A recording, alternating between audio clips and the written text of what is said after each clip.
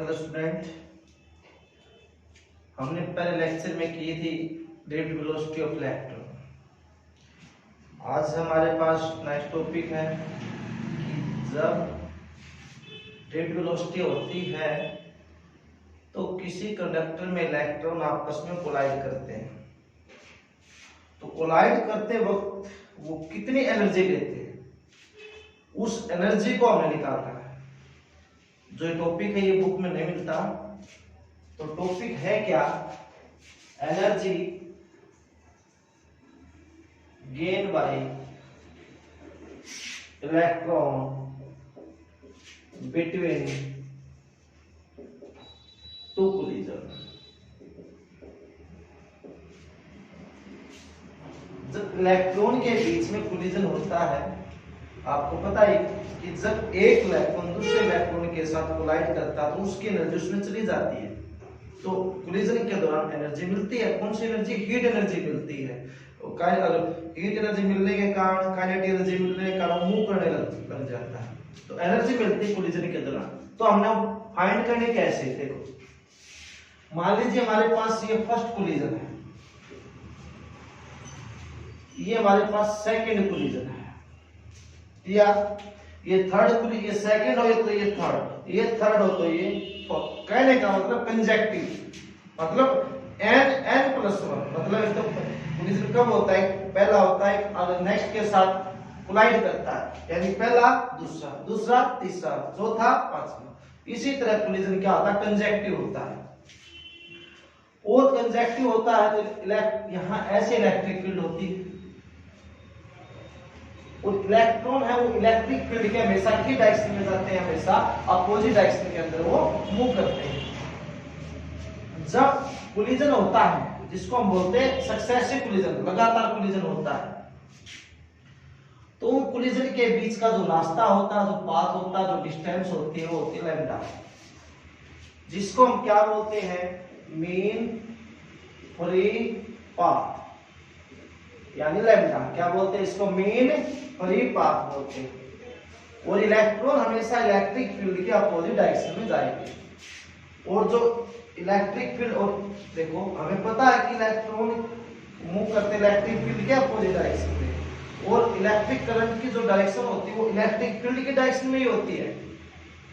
और electric current की direction को क्या माना गया है? जो इलेक्ट्रॉन के फ्लो होने की डायरेक्शन है वही इलेक्ट्रिक करंट की डायरेक्शन मानी गई है।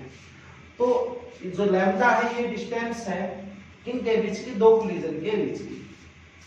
तो कितनी एनर्जी गेन करता है वो निकाल। देखो, आपको पता है कि हमारे पास जो वर्क होता है वो किसके इक्वल होता है? देखो, पोटेंशियल क्या होता है? वर्क बाय चार्ज होता है, नहीं होता? तो कितना work? Q into delta V। Work किसके इक्वल होता है? एनर्जी के। एनर्जी और वर्क आपस में क्या होते हैं? इक्वल होते हैं। ये चार्ज होगा, ये पोटेंशियल होगा। तो हमारे पास, क्योंकि पोटेंशियल का फार्मूला क्या था? Work by charge. तो हमारे पास देखना, बट हमारे पास पोटेंशियल कितना होता है? आपने ये पढ़ा E = V/d, तो E × d। लेकिन d हमारे पास क्या है? लैम्डा है। d हमारे पास क्या है? लैम्डा। तो कितना होगा हमारे पास एनर्जी? एनर्जी गेन कितने होगी हमारे पास? एनर्जी गेन हो गई QE × लैम्डा। ये हमारे पास एनर्जी गेन करता है जब इलेक्ट्रॉन आपस में कोलाइड करता है। इसके ऊपर न्यूमेरिकल आया था नीट के अंदर भी, तो न्यूमेरिकल कराएंगे कौन सा है, तो आप उसको फिर कॉपी में भी उतारना, ठीक है?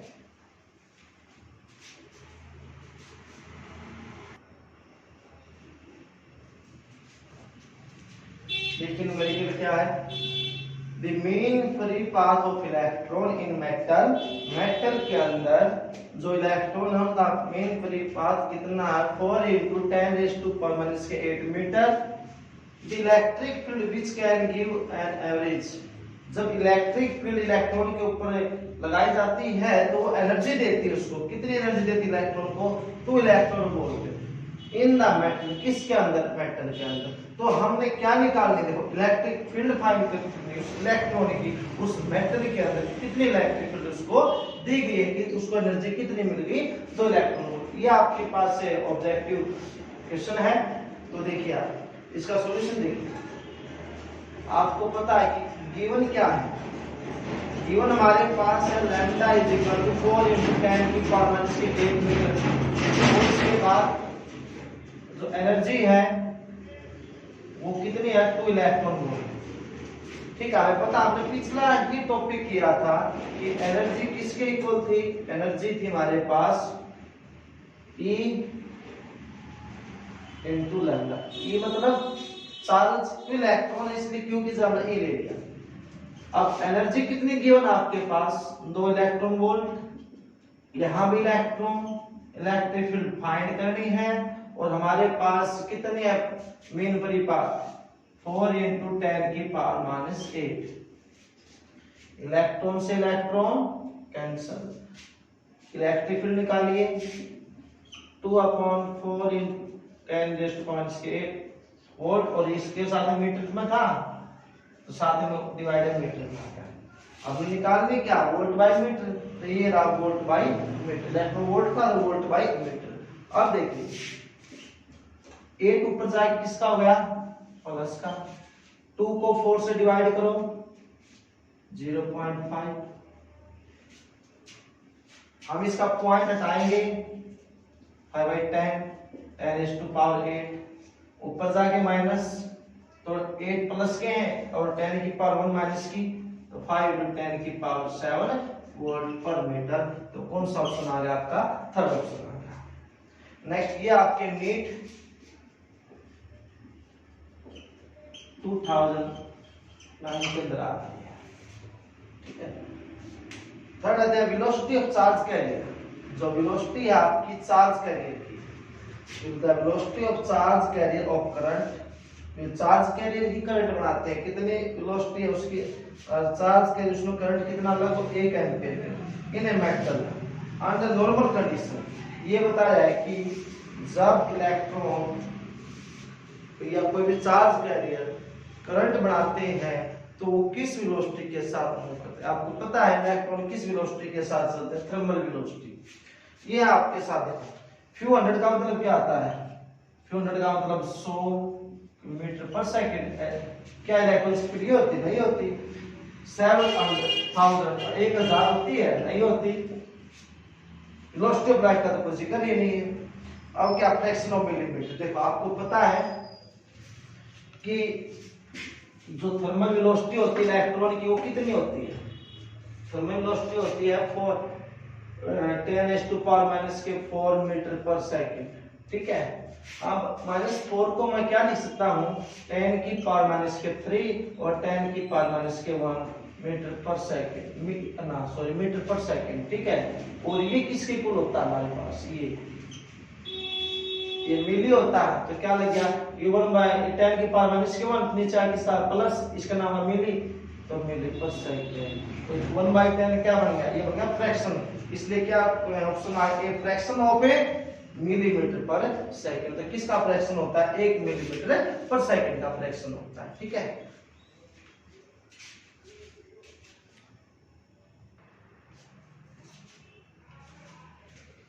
नेक्स्ट टॉपिक आता है मोबिलिटी ऑफ इलेक्ट्रॉन।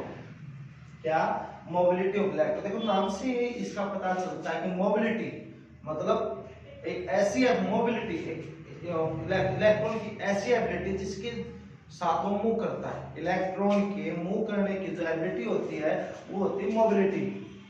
तो क्या डेफिनेशन है कि it is the mobility of charge particle. Electron के ऊपर चार्ज होता है, उस कैसा पार्टिकल होगा, चार्ज पार्टिकल, उसके अंदर एबिलिटी होता है मूव थ्रू मीडियम, कि वो चार्ज पार्टिकल किसी मीडियम में अगर मूव करे तो उसके अंदर एबिलिटी होता है तो इलेक्ट्रिक फील्ड, और किसके खिलाफ, इलेक्ट्रिक फील्ड के अपोजिट डायरेक्शन में चलते हैं, दैट इज पुलिंग देम, मतलब एक दूसरे को पुल करने की कोशिश करते हैं। तो इलेक्ट्रॉन डायरेक्ट वेलोसिटी के अपोजिट में चलते हैं तो उसके मूव करने की जो एबिलिटी होती है वो क्या आती है हमारे पास, mobility of electron. It is denoted by mu e. क्या बोलते हैं, म्यू ई, एम ई नहीं म्यू, ई मतलब इलेक्ट्रॉन और म्यू मतलब मोबिलिटी ऑफ इलेक्ट्रॉन। देखो जो हमने फर्स्ट टॉपिक किया था कि ड्रिफ्ट वेलोसिटी, ड्रिफ्ट वेलोसिटी से ही इसको हम कर सकते हैं। हमारे पास क्या थी, एज ड्रिफ्ट वेलोसिटी क्या थी, E/n ये हमारे पास थी। अगर ये चीज हमारे पास क्या हो, कांस्टेंट हो, क्या हो, कांस्टेंट, तो डायरेक्ट वेलोसिटी है वो डायरेक्टली प्रोपोर्शनल किसको हो जाएगी, इलेक्ट्रिक फील्ड के। ठीक है, क्योंकि देखो किसी भी इलेक्ट्रॉन को वेलोसिटी कम मिलती है जब हम इलेक्ट्रॉन के ऊपर इलेक्ट्रिक फील्ड अप्लाई करते हैं। तो इलेक्ट्रिक फील्ड अप्लाई करते हैं तो इलेक्ट्रिक फील्ड उसको क्या देती है, एनर्जी देती है, तो इलेक्ट्रॉन मूव करने लग जाते हैं रैंडम मोशन के अंदर। ठीक है, तब क्या होता है, उसकी डायरेक्ट वेलोसिटी होती है। तो इसको टारने के लिए क्या लगाते हैं हम, कोई ना कोई कांस्टेंट लगाते हैं। तो यहाँ कांस्टेंट क्या लगाएगा, म्यू ई। म्यू ई का जो नाम होता है क्या होता है, मोबिलिटी ऑफ इलेक्ट्रॉन। तो यहाँ से म्यू ई निकालेंगे तो कितना आएगा हमारे पास, VD/E। तो किसका रेशियो होता है, तो hence ratio of direct velocity of electron to the electric field. जो इलेक्ट्रिक फील्ड अप्लाई किए उन दोनों का रेशियो हमारे पास है मोबिलिटी ऑफ इलेक्ट्रॉन बन जाएगा। ठीक है, जो मोबिलिटी ऑफ इलेक्ट्रॉन है वो देखो हमें पता चलता है कि जिस डायरेक्शन में इलेक्ट्रिक फील्ड होगी इलेक्ट्रॉन मूव क्या करेंगे, उसकी अपोजिट डायरेक्शन के अंदर वो मूव करेंगे। तो मोबिलिटी ऑफ इलेक्ट्रॉन की जो यूनिट होती है वो क्या होती है, देखो हमारे पास VD क्या है, डायरेक्ट वेलोसिटी, तो इसकी क्या होगी, मीटर/सेकंड। इलेक्ट्रिक फील्ड क्या होती है, V/D, V/L, तो वोल्ट/मीटर। मीटर कहां चला गया, ऊपर, तो कितना होगा, मीटर का स्क्वायर, सेकंड ऊपर जाके -1, वोल्ट ऊपर जाके -1, इसका क्या होती है बेटा, यूनिट होती है। तो इसका डायमेंशन हम कैसे निकालेंगे, VD इलेक्ट्रिक फील्ड का डायमेंशन और VD का यहाँ रख दिया, आप किसका डायमेंशन आ जाएगा, मोबिलिटी ऑफ इलेक्ट्रॉन का आ जाएगा। अब हमने ये देखना है कि मोबिलिटी ऑफ इलेक्ट्रॉन देखो कि ज्यादा होती है या किसकी ज्यादा होती है। मोबिलिटी का आपको पता है क्या होता है, कि मूव करना, इलेक्ट्रिक फील्ड के अपोजिट डायरेक्शन में जाते हैं इलेक्ट्रॉन। तो इसके अंदर इस तरह हम कोई एग्जांपल लेते हैं। हमने एग्जांपल लिया सिलिकॉन का, सेमीकंडक्टर का, कोई सेमीकंडक्टर मटेरियल की बात करें तो हमारे पास सिलिकॉन हो गया, सिलिकॉन सिलिकॉन सिलिकॉन सिलिकॉन और एक है सिलिकॉन। आपको पता है कि देखो केमिस्ट्री के अंदर आपने पढ़ा है कि हर एटम की ड्यूटी क्या होती है, कि वो हर अपने आउटर मोस्ट शेल के अंदर इलेक्ट्रॉन की संख्या कितनी होती है, 8 होती है, उसको पूरा करना चाहिए, उसकी वैलेंसी पूरी होनी चाहिए। लास्ट ऑर्बिट के अंदर, आउटर मोस्ट के अंदर 8 इलेक्ट्रॉन कंप्लीट करने होते हैं उसको। तो अब देखो देखो अगर किसी के पास 50% इलेक्ट्रॉन है तो वो ले भी सकता है और दे भी सकता है। अगर किसी के पास 50% से कम इलेक्ट्रॉन है तो क्या करेगा, बस केवल लेने का काम करेगा। ठीक है, और जिसके पास 50% से, मैंने बताया कि जिसके पास 50% है वो ले भी सकता है और दे भी सकता है, और जिसके पास 50% से कम है तो वो देने की कोशिश करता है, और जिसके पास 50% से ज्यादा है तो वो लेने की कोशिश करता है। अगर हमारे 70% है, 30% की आवश्यकता है तो 30% लेगा। अगर उसके पास 30% है, 70% की आवश्यकता है तो 30% डोनेट कर देगा। तो ये आपस में क्या करते हैं, शेयरिंग करते हैं।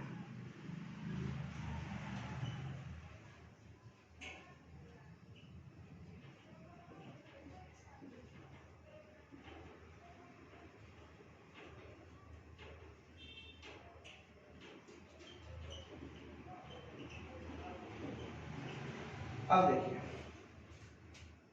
तो आपस में शेयरिंग करते हैं, डोनेट नहीं करते, शेयरिंग करते हैं। शेयरिंग किसकी वजह से करते हैं, वो बॉन्ड की सहायता से। तो इनके बीच में एक बॉन्ड बन जाता है, कोवेलेंट बॉन्ड, ये कोवेलेंट बॉन्ड बनता है इनके बीच में शेयरिंग करने से। शेयरिंग करने से क्या होगा, इनके बीच में कोवेलेंट बॉन्ड बनता है। अभी क्या करेगा, देखो यहां पर इलेक्ट्रॉन आपस में शेयरिंग किया। शेयरिंग का मतलब ये है कि उसके ऑक्टेट को, उसकी वैलेंसी को कंप्लीट करेगा। अब एक बात बताइए, आप दो बिजनेसमैन हैं, आपस में पार्टनरशिप होगी। अगर एक बिजनेसमैन के पास 10 लाख रुपए आ गए तो वो क्या करेगा, पार्टनरशिप को तोड़ देगा और अपना कुछ और बिजनेस करेगा, क्योंकि उसके पास पैसा आ गया। तो वही बात यहाँ है, अगर इस इलेक्ट्रॉन को एक्स्ट्रा एनर्जी मिल गई तो क्या करें, यहां से बाहर चला जाए, बिल्कुल फ्री हो जाएगा, कहीं भी घूम सकता, फ्री हो जाएगा। तो यहां पर जो एक स्पेस है, एक जगह है, इलेक्ट्रॉन बाहर निकल गया, फ्री हो गया, और यहां पर एक जगह खाली छोड़ गया, खाली जगह छोड़ जाता है उसको बोलते हैं होल। होल कोई पार्टिकल नहीं है, होल हमने सपोज किया है कि यहां से जो गया है उसको नाम होल दे दिया। होल के ऊपर चार्ज भी नहीं, हमें सपोज करना पड़ता है कि जो चार्ज इलेक्ट्रॉन के ऊपर वही होल के ऊपर मानते हैं, जो मास इलेक्ट्रॉन का वही मास इसका मानते हैं, लगभग सेम मानते हैं।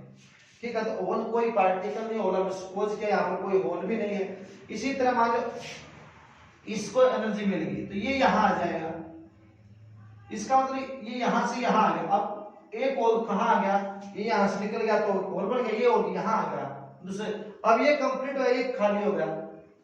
तो होल का मतलब क्या है, डोनेट करना नहीं, यहां से उसने शेयरिंग कर दी, किसी और को पूरा कर दिया कि जोड़ोसी प्रोसियोन से कि आप कभी मेरे को जरूरत है चार की तो आप मेरी कंप्लीट कर दे वैलेंसी, तो यहां से भी नहीं, यहां से तो सबको पूरा कर दिया।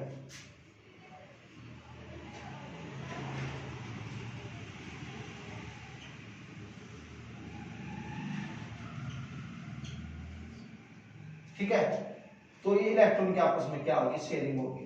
तो अब देखो ये इलेक्ट्रॉन यहां मूव किया, बहुत जल्दी के साथ मूव किया, यहां पर थोड़ी सी एनर्जी मिलती है, तो यहां पर हमने ये बात देख रहे हैं कि यहां मोबिलिटी ज्यादा किसकी हुई। देखो आपको पता है हमारे पास रिलेटिव वेलोसिटी क्या होती है, E tau by m होती, यहां रखिए आप mu E tau by m, और नीचे E है, E से क्या हो गया कैंसिल, म्यू कितना आया E tau by m। तो मोबिलिटी और मास में क्या होती है, मोस्टली होल का मास तो नहीं होता, हमने सपोज किया है। तो देखो जिसका मास कम होगा उसकी मोबिलिटी क्या होगी, ज्यादा, और जिसकी ज्यादा उसका क्या होगा। तो यहां पर देखिए इलेक्ट्रॉन का मास है और होल का मास, तो यहां पर होल का मास किसका ज्यादा है, देखिए मास, देखो हमने सपोज किया है मास ऑफ इलेक्ट्रॉन और मास ऑफ होल, तो हमने ये देखना है कि मोबिलिटी ज्यादा किसकी है, मास कम किसका है। देखो तो होल हमारे पास है और इलेक्ट्रॉन हमारे पास है, होल यहां से यहां मूव किए, जिसका मास कम होगा होल को क्या चार्ज मान लिया जाएगा, पॉजिटिव। ठीक है, तो यहां मोबिलिटी ज्यादा किसकी है, तो यहां पर जो मोबिलिटी है वो इलेक्ट्रॉन की ज्यादा है, क्योंकि होल तो तब गया है तब उसके पास क्या दी, एक्स्ट्रा एनर्जी देगी इलेक्ट्रिक फील्ड की, लेकिन इलेक्ट्रॉन के पास तो पहले से एनर्जी थी उसके पास, तो इससे ज्यादा क्यों, तो जगह खाली होगी तब आ रहा है, तो इसलिए मोबिलिटी है वो ज्यादा किसकी होती है, इलेक्ट्रॉन की ज्यादा होती है, इससे होल से। ठीक, क्योंकि आपको पता है मोटा आदमी पतला आदमी हो तो ज्यादा मूव कौन करेगा, पतला आदमी, तो इसका मतलब होल के ऊपर मास ज्यादा माना गया है और इलेक्ट्रॉन के पास मास क्या है, इसलिए मोबिलिटी इलेक्ट्रॉन की क्या होगी, ज्यादा होगी। ये हमारे पास था ड्यू टू वेलोसिटी का टॉपिक। ठीक है, इसके ऊपर न्यूमेरिकल करेंगे।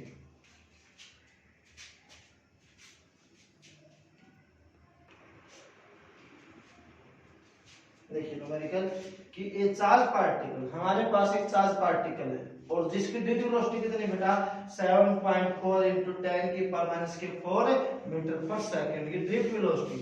तो आप क्या लिखो, सबसे पहले गिवन में क्या है, ड्यू टू वेलोसिटी है 7.5 × 10⁻⁴ मीटर पर सेकंड, ये तो ऑर्डर होता है ड्यू टू वेलोसिटी का।